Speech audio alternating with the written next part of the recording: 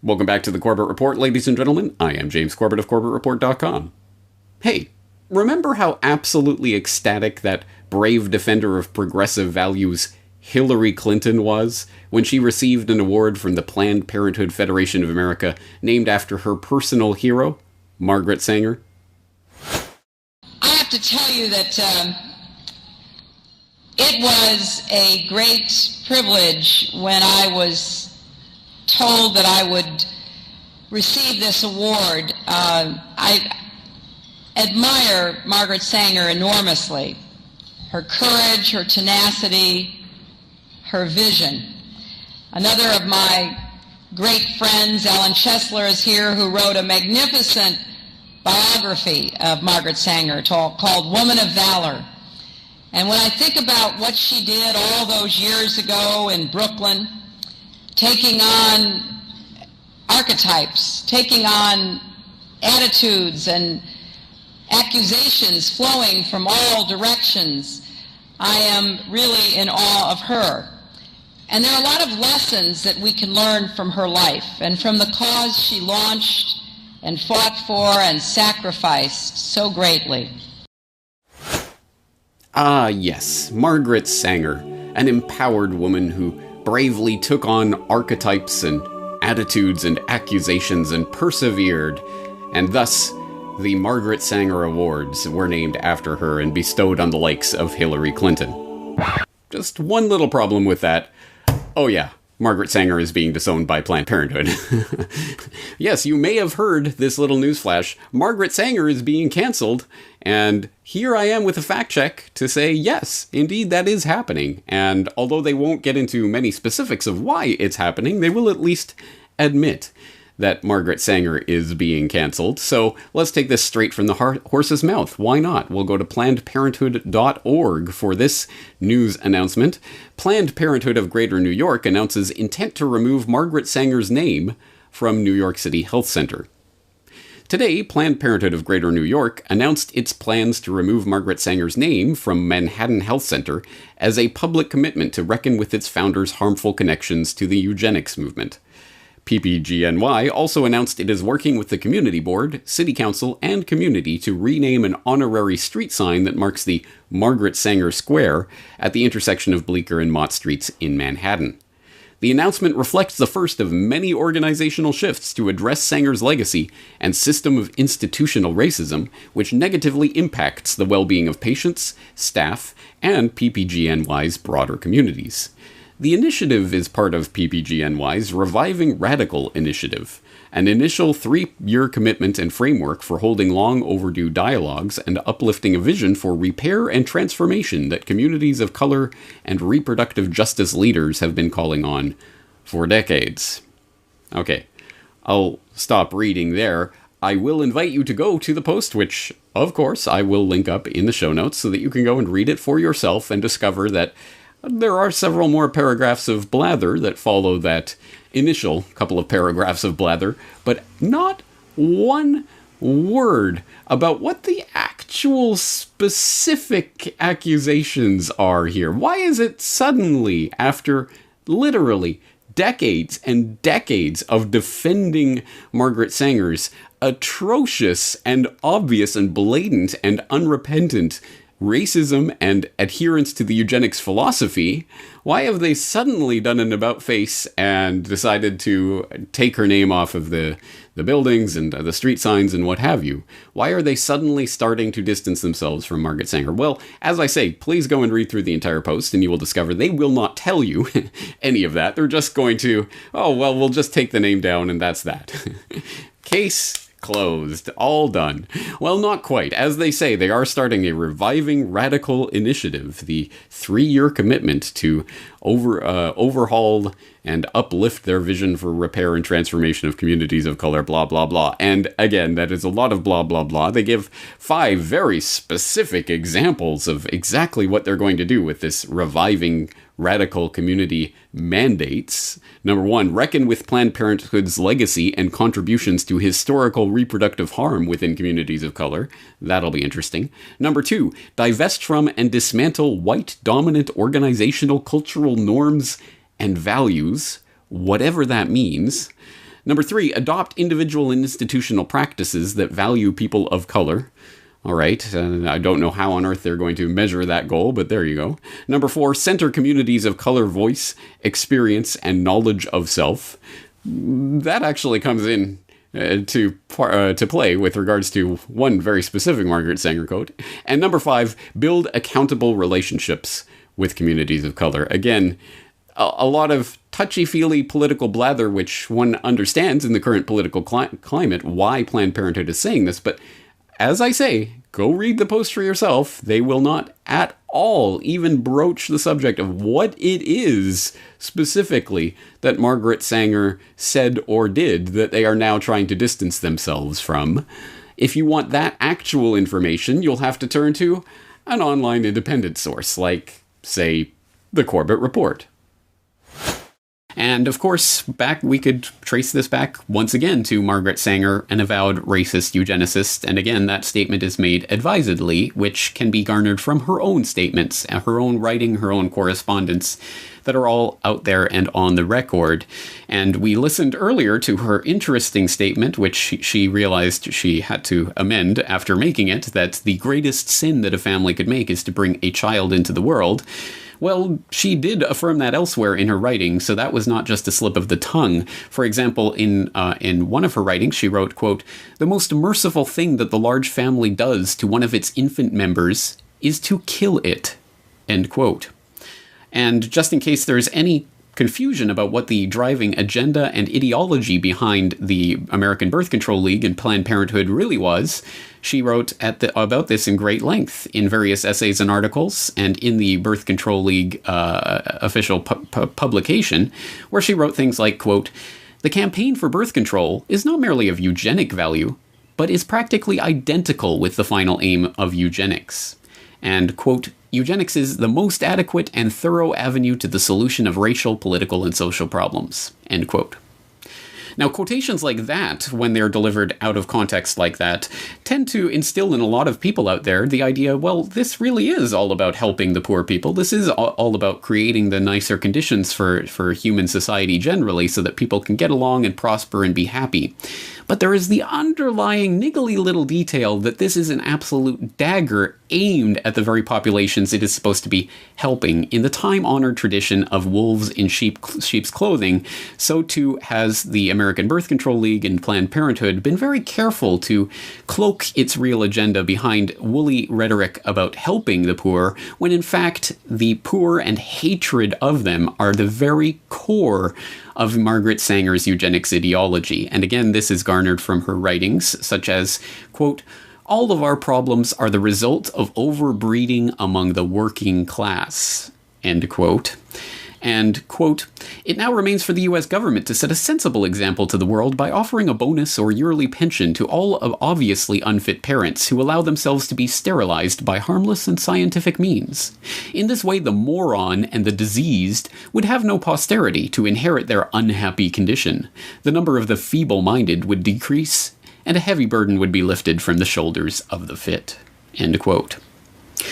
Now, again, there doesn't have to be much speculation about who she was talking about when she talked about the morons and the unhappy offspring of these diseased and feeble-minded people, because she did, in great detail and at many different occasions, outline exactly who she was talking about, namely the members of that working class that the liberal left intelligentsia of today seem to think that they're helping with things like Planned Parenthood, and more specifically that subset of the working class who happens to be non-white, which is not an incidental part of this. In fact, in the 1930s, Margaret Sanger and her American Birth Control League cronies were working on something called the Negro Project, which was self-admittedly designed to exterminate the Negro population. Once again, this is not my take on it, this is directly from her own writings. In a 1939 letter to Dr. Clarence Gamble of Procter & Gamble fame, she wrote, quote, "The minister's work is also important, and he should be trained, perhaps by the Federation, as to our ideals and the goals that we hope to reach. We do not want word to go out that we want to exterminate the Negro population, and the minister is the man who can straighten out that idea if it ever occurs to any of their more rebellious members," end quote. Margaret Sanger was a rabid, racist eugenicist who hungered for the extermination of the Negro population and of the working class generally as her solution to the ills of society. This was driven by a racist and unscientific eugenics philosophy which has been completely discredited scientifically and in every other aspect, but which was wildly popular in her time amongst the, well, extremely rich and extremely powerful individuals of society. So again, once again, for all of those people out there who like to think that they're part of the inside club, and yeah, there are too many people in this planet, and there are too many working class and feeble-minded people who are breeding, that's why me and my type should be allowed to breed more. Well, here's a hint for you. In the eyes of people like Margaret Sanger, unless your last name happens to be a Wells or a Huxley or a Rockefeller or a Rothschild or a Morgan or something along those lines, you're probably not part of the club that she wants to help foster and help to propagate into the next generation.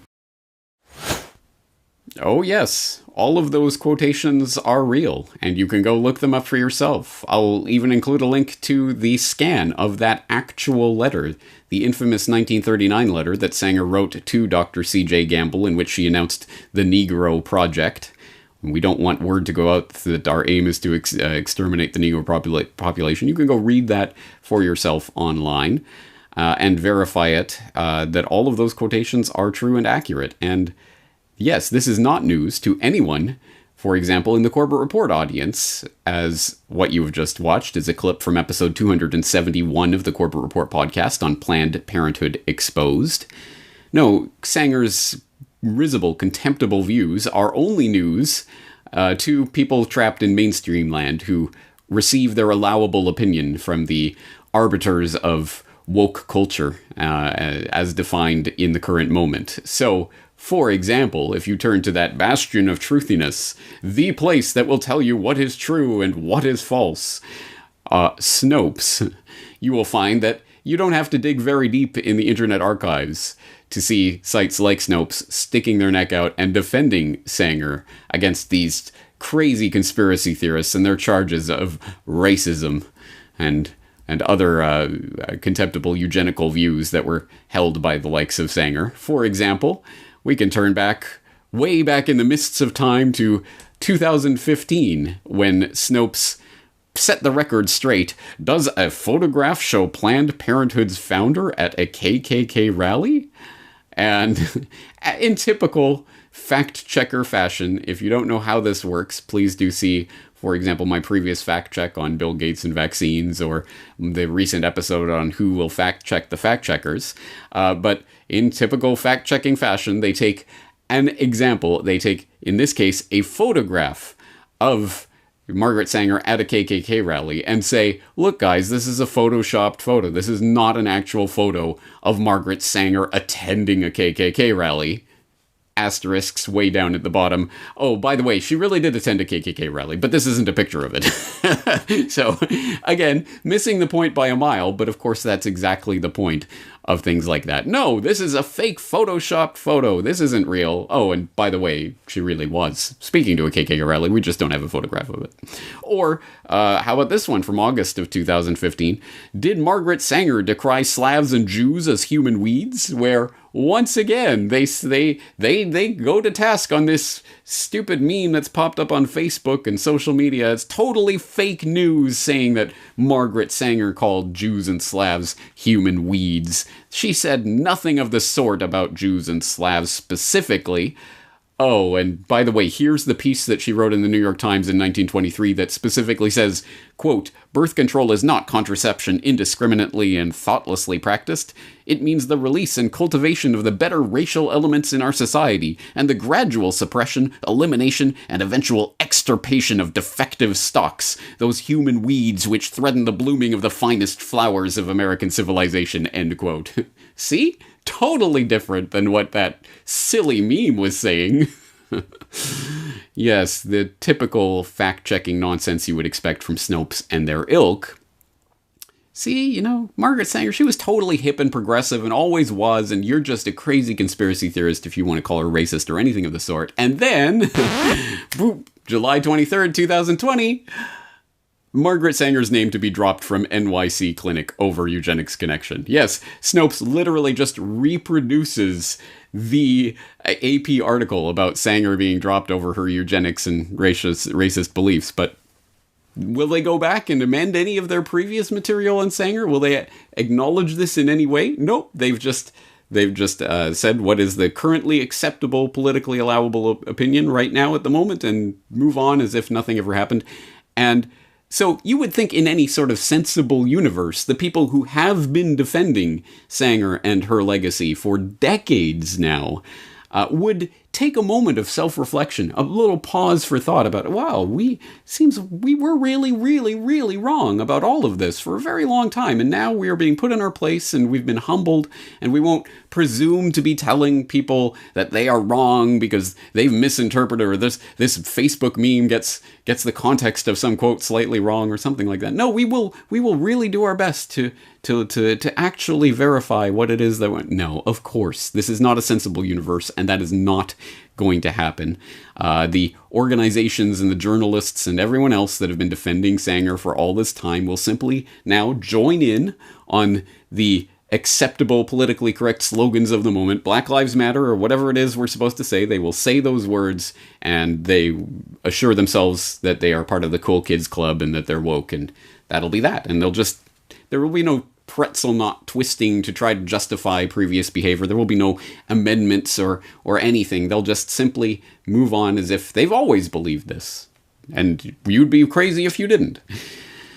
So it is, I suppose, in some sense, a vindication that even now the most mainstreamy, blandy, milquetoast establishment mouthpiece media organs like USA Today are running op-eds with titles like "Remove Statues of Margaret Sanger, Planned Parenthood Founder Tied to Eugenics and Racism." But I'm pretty sure that all of the previous defenders, the Snopes and the Time magazines and all of those, will continue to be comfortable in pretending that they are the arbiters of truth, and crazy conspiracy outlets like the Corbett Report, even though they were absolutely correct all along, are still wrong. Conspiracy theorists are wrong even when they're right, as I noted in a recent propaganda watch.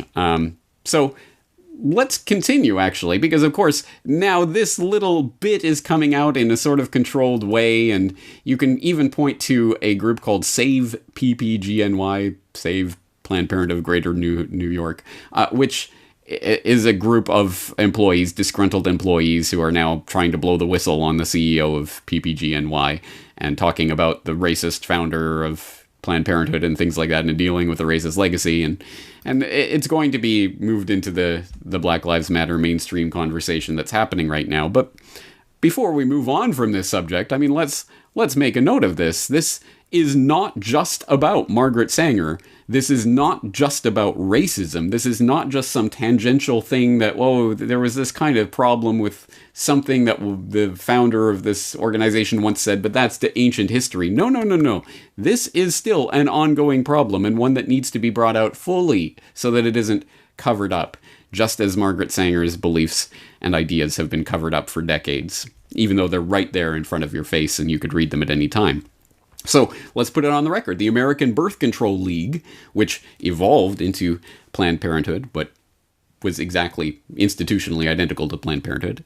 It was the birthplace of Planned Parenthood. It boasted such sterling board members as Lothrop, the Rising Tide of Color Stoddard, the League's Birth Control Review, which was its magazine, its periodical, published such luminaries as American eugenicist Harry Laughlin and Nazi eugenicist Ernst Rudin, and a whole slew of other literal card-carrying eugenics society members, and the model eugenic sterilization bill that was used as the basis for the involuntary sterilization laws that were implemented throughout the United States. And of course, you can find out more information about that in Why Big Oil Conquered the World.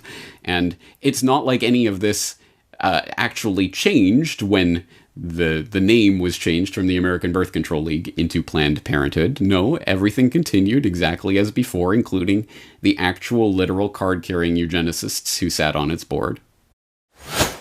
One issue that really grabbed me as urgent were issues related to population, reproductive health. But did you come to reproductive issues as an intellectual? When I was growing up, my parents were always involved in various volunteer things. My dad was head of Planned Parenthood, and it was very controversial to be involved with that. So the question remains, is Bill Gates motivated by eugenics? Given that eugenics went underground over half a century ago, we are unlikely ever to unearth a frank admission along those lines from Gates himself. After all, there are no longer any card-carrying members of the American Eugenics Society. The society was rebranded in the 1970s when, as the society's founder noted, it became evident that changes of a eugenic nature would be made for reasons other than eugenics, and that tying a eugenic label on them would more often hinder than help their adoption. But there was an American Eugenics Society in the 1920s, and it just so happened to boast a William H. Gates on its member roster. But perhaps that is just a coincidence. And there was an American Eugenics Society in the 1960s, when William H. Gates II was preceded as head of Planned Parenthood by Alan Guttmacher, who simultaneously served as the director of the American Eugenics Society. And perhaps it was coincidence that the Bill and Melinda Gates Foundation organized their London Summit on Family Planning, at which the Gates recommitted themselves to funding population control in the Third World, in July 2012, on the anniversary of the first International Eugenics Congress, held in London exactly 100 years prior. Yes, the eugenics ideology is still around today, and it is still guiding the thoughts, deeds, and actions of the billionaires and their ilk who presume to run the world.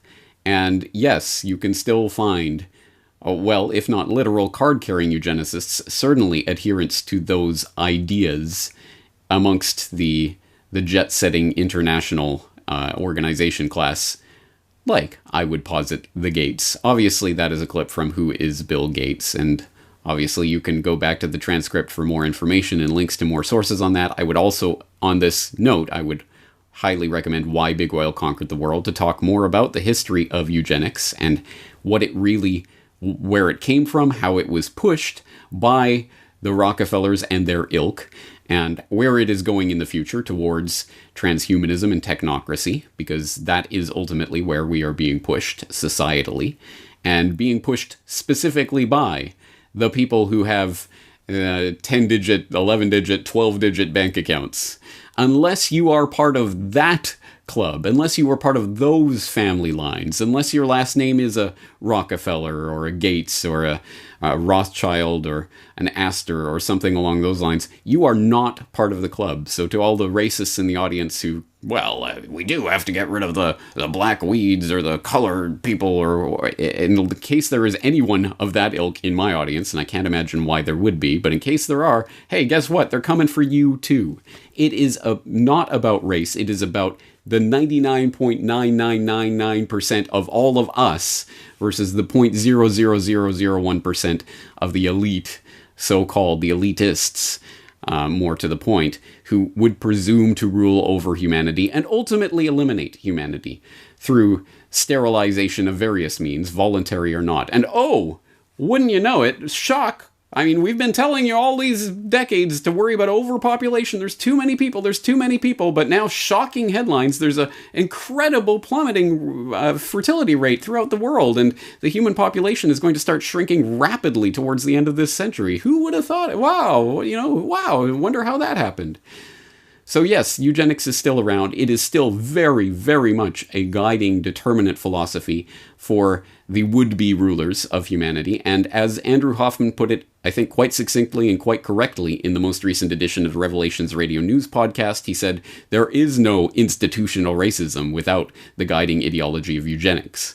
So I would hope that if nothing else, this current climate, the political climate of wokeness and Black Lives Matter and all of this would at least start to hone in on and uncover some more of this deeper agenda, rather than just looking for buzzwords and looking for trite, meaningless blather about reviving communities and all of that that's completely meaningless and will not be measured or measurable in any meaningful way. Instead, if we were looking to actual, real guiding ideology, where it comes from and what it aims at, well, then perhaps this current political climate could actually have some positive effects. I am not holding my breath for that to appear in the pages of USA Today or Time Magazine or on the website of Snopes, but we will see if we can push it through here in the independent media. Anyway, as I say, there's a lot of information to go through today, a lot of sources that people will need to check into, and I encourage them to do so at corbettreport.com. That's going to do it for today. James Corbett, CorbettReport.com.